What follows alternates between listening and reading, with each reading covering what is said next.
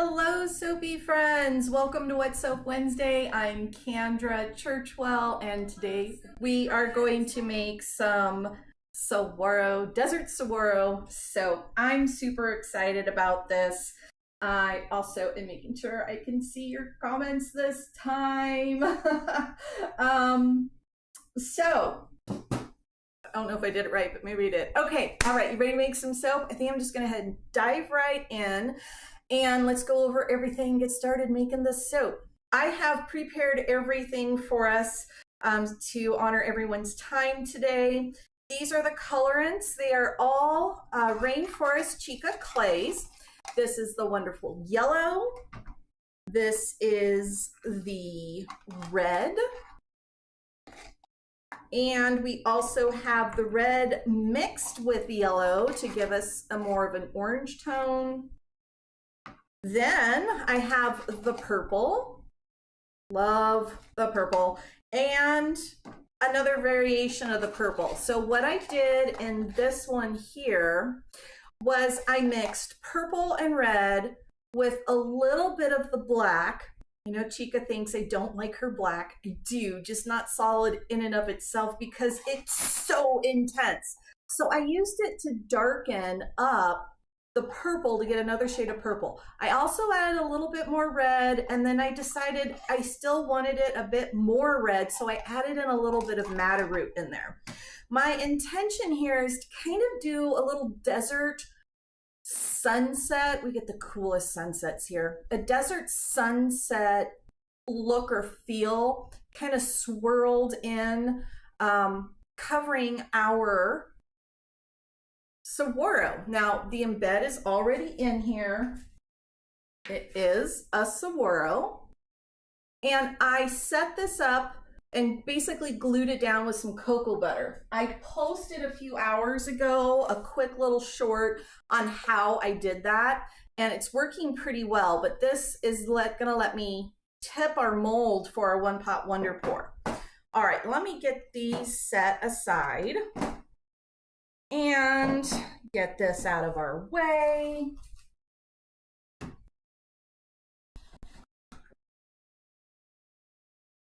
This is my go-to vegan palm-free recipe. It is the shea butter variation. That is available up on the website, and since it's one of the recipes, all recipes are on sale this month, so you get 20% off if you don't already have it. And what we're going to do is I've got this great essential oil blend. I'm pretty excited about it.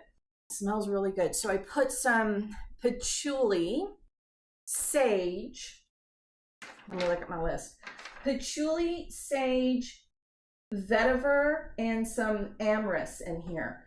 And it smells awesome. It's like earthy, deep, yet a little bit crisp. Oh, so pretty, so pretty. I mean, it has a great, great aroma to it. I'm super excited about that being, you know, kind of a more masculine, woodsy, but desert kind of smell. So that'll be fun. And I love patchouli. I'm a nut for patchouli. I'm just gonna add these right in. Okay, get this out of our way. I did warm my oils a bit.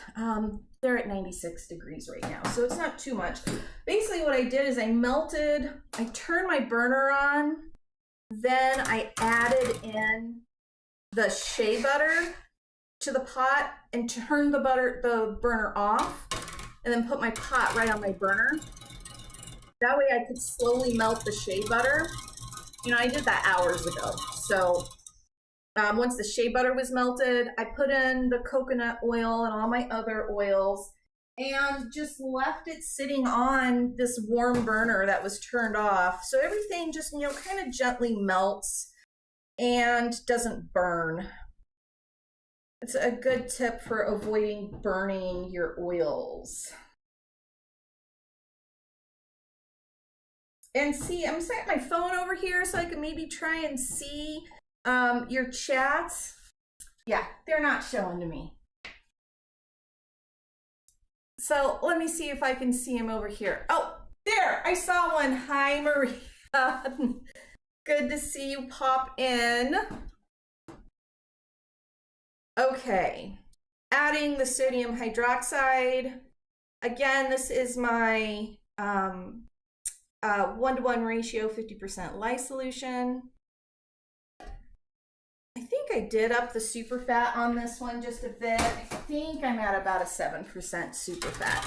So the idea here is I'll just get an emulsion going, and then we'll do a quick split, and then I'll talk you through how I'm going to layer the one pot wonders. Since our sunsets here are pretty unique in that they almost have 2 layers to them. The one closest to the horizon is lots of oranges and yellows, even pinks, and oh my goodness, they're just absolutely beautiful. And then there's a top part of the sky that can be anywhere from whites and blues to, depending on whether or not it's monsooning, these amazing purples.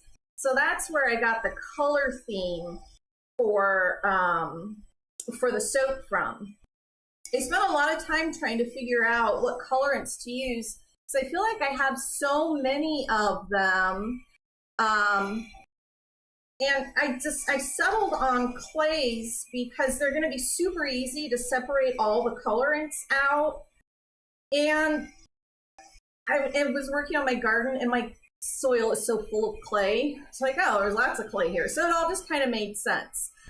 Maria's asking, why did I put the essential oils in before trace? Because I don't want to forget them. Simple as that. And also, putting them in after trace doesn't do any good. They're still going to interact with the lye.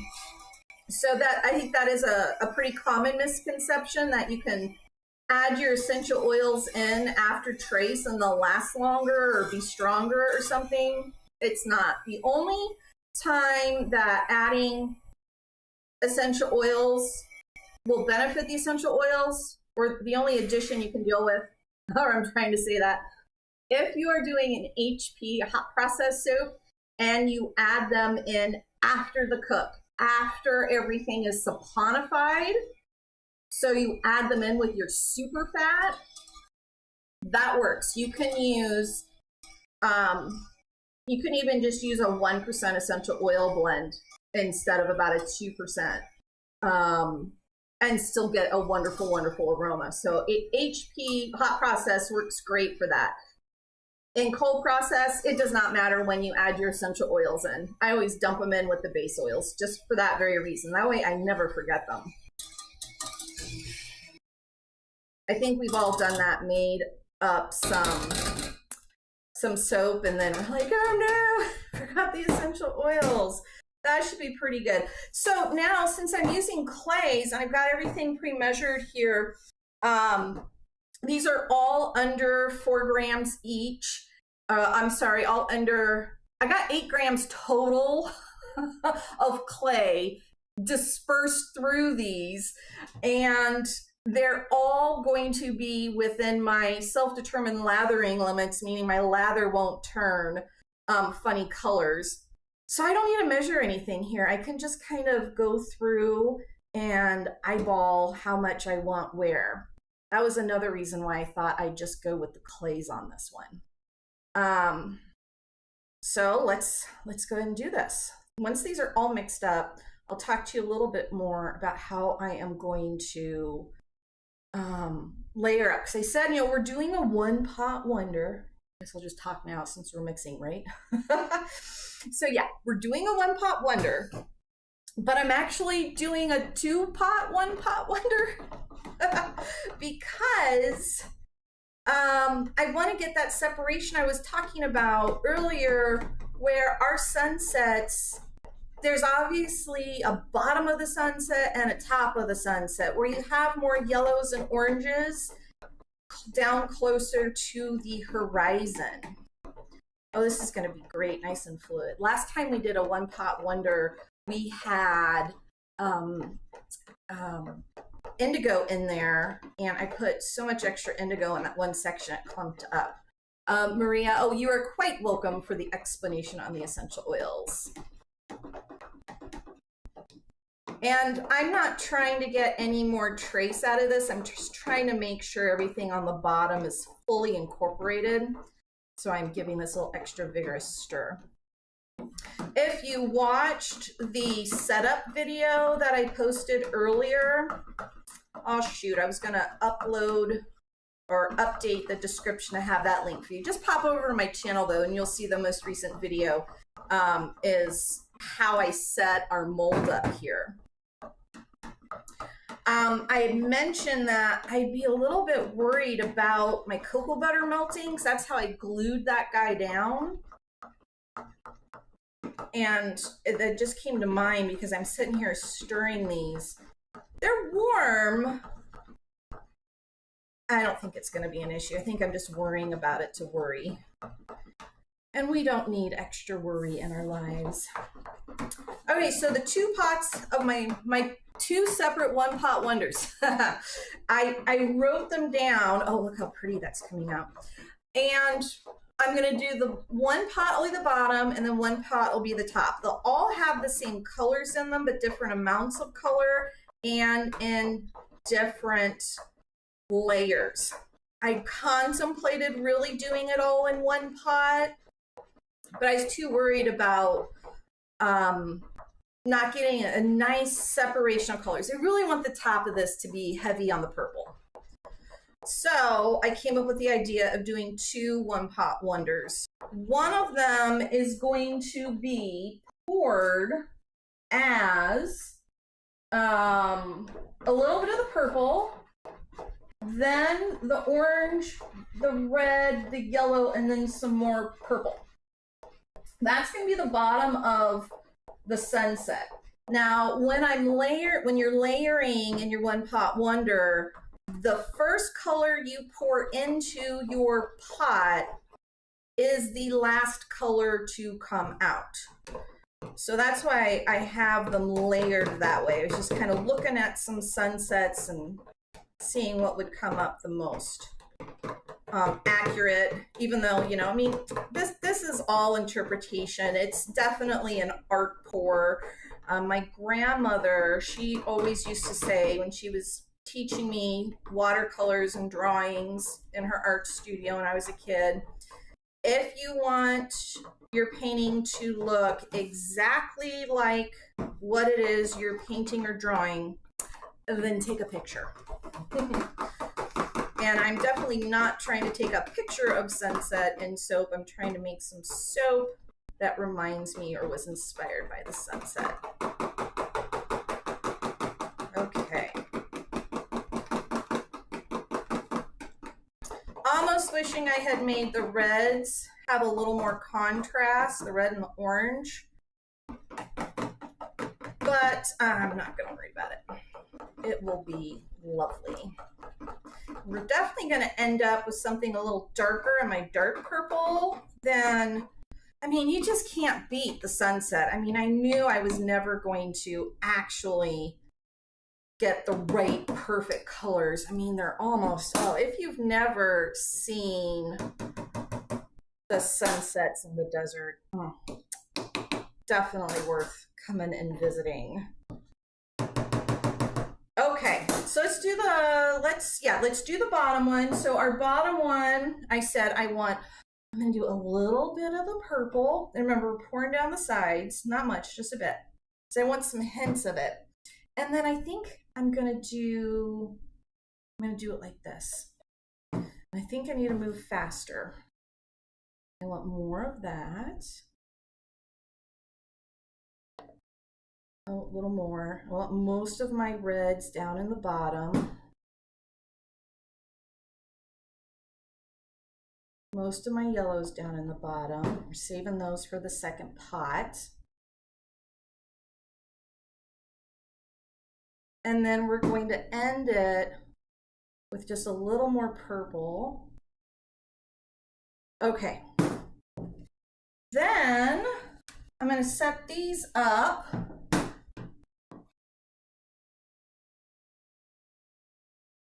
To help me manage manage my mold. Okay, so I know you're not going to be able to see me pouring, but what I'm going to do is I'm going to kind of pour down the Saguaro so that everything, you know, gets on both sides.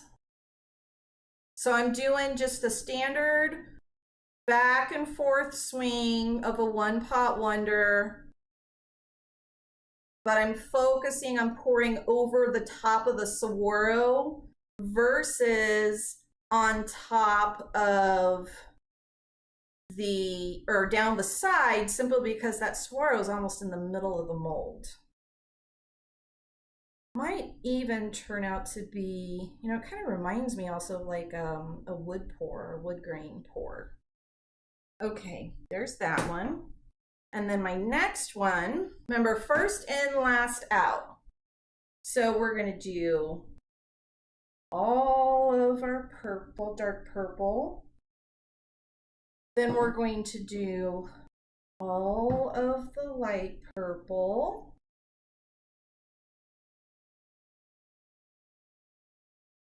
Then I'm gonna do the rest of the one of the reds. They're looking very similar. I don't remember which one's orange and which one's red now. They do look very similar. It'll be a fun cut for sure to see how those color changes come out. Then the rest of the yellow. Then the rest of the other red orange. Okay. Now I can just keep pouring.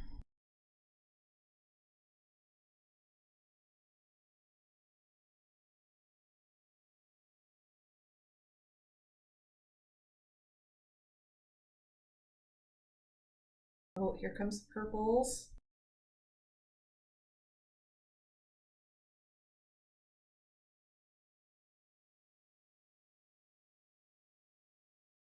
I really, really love this pour.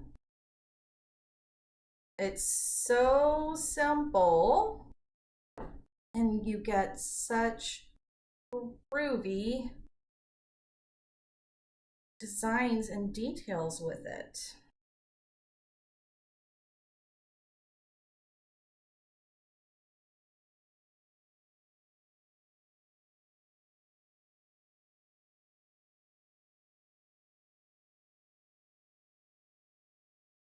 Oh, that is beautiful. I am in love.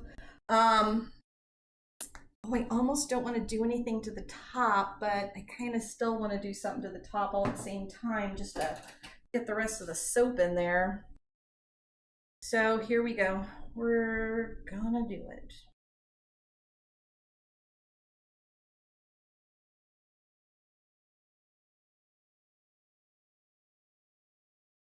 I almost wish I had a third camera for y'all so you could see me down from the side when I'm doing all these extra little pours.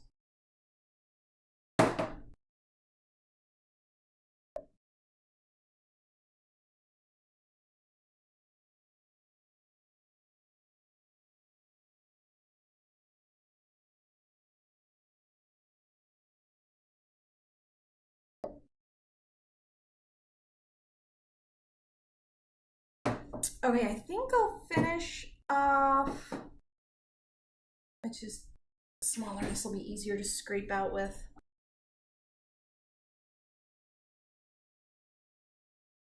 I think I'm almost contemplating doing a little bit of a swirly top, but only over here because that's looking really cool.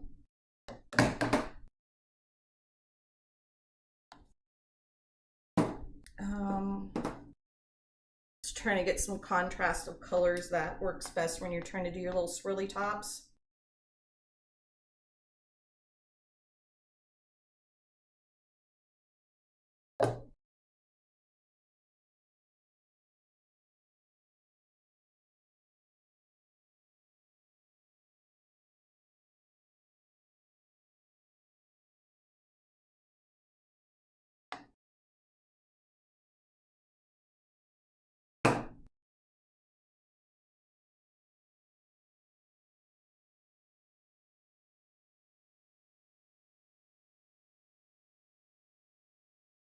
I cannot wait to cut this. I'm really excited about the swirl. Did you know?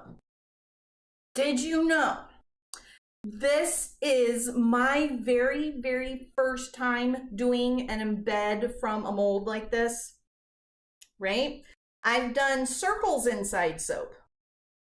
I did circles, so columns that I cut into wedges and triangles, but this is my first shaped embed inside soap.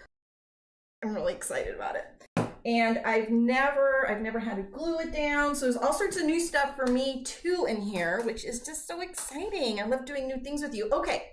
Maria said, most of the time, do you only bring to emulsion and not worry about trace?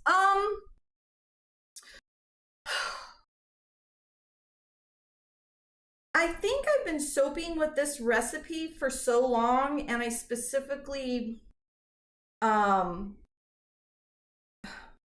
I formulated and settled on this recipe, I wanted something that I could bring to emulsion, have enough time to work with, knowing it would come to trace.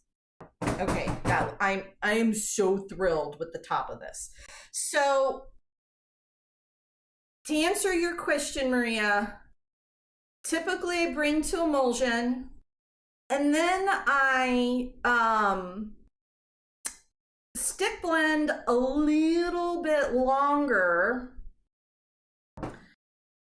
because, oh, you know what we could do? We could drizzle some of the uncolored on top too, because I want to make sure the emulsion really is there and that it really holds, okay? And then I stop worrying. Because yeah, once you have an emulsion and you know you have an emulsion, I mean, you could just stop, mold your soap, and walk away and not even think about it anymore. It's going to be soap. It will be fine. It will saponify. By bringing something to trace, you are using your stick blender to hasten the saponification. So friction from your stick blender works the same as heat from a crock pot and with a hot process to speed up saponification.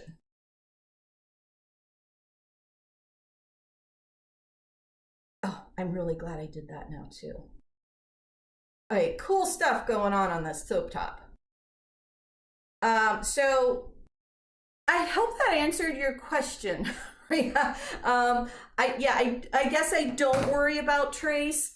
I know I'll always eventually get there, whether it's before I mix my colors or after. I don't concern myself with it. The only thing I really concern myself about is getting an emulsion. Now, if you were going to be floating an embed or anything else where you would want the trace, the consistency of your batter to be thicker or thinner for a design element, that's when I start to contemplate how thick of a trace do I have? Do I have enough of a trace to support the embed I'm putting on? But that's about the only time. Other than that, I just said, it's emulsified, it's gonna do its thing, off I go, move on to the next soap or the next design aspect or whatnot. I'll hold that back up again for you all. I really like the top. I cannot wait to cut this with you. I will, I'm probably gonna cut this tomorrow, if not tonight. I'm really excited about it. I will definitely do that live with you, either here or over on the Facebook group, so we can see this. Oh, no. That touched and ruined my swirls. Okay. I'm gonna get my lid. I almost forgot I had that lid. I got the lid from Chris Howell's the base of this. So this is that standard 2-pound Amazon mold we all have. And Chris Howells made a new base for it that's more insulated, and it comes with these wonderful lids. I don't think he's making it anymore.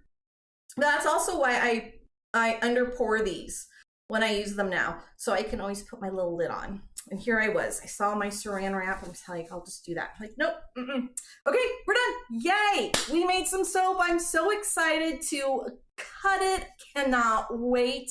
I will do that with you either tonight or tomorrow. And until then, my soapy friends, happy soaping. And don't forget, pop over to the website. All recipes are on sale, 20% off at soapyfriends.com. That includes my go-to vegan palm-free recipe, my coconut oil-free recipe. It includes the Always Indigo Masterclass, which has 2 special recipes for each of the butterfly swirls that are free tutorials in the masterclass. There's lots of things on sale. Oh, and the salting out soap tutorial has 3 recipes in it, one for laundry soap, one for to-go soap crumbles, and one for floating soap. They're recipes, so the whole tutorial's on sale. Go take advantage of the sale, 20% off. All right, that's all for now, my dear soapy friends. I will see you for the cut as soon as it sets up. Bye-bye. Happy soaping.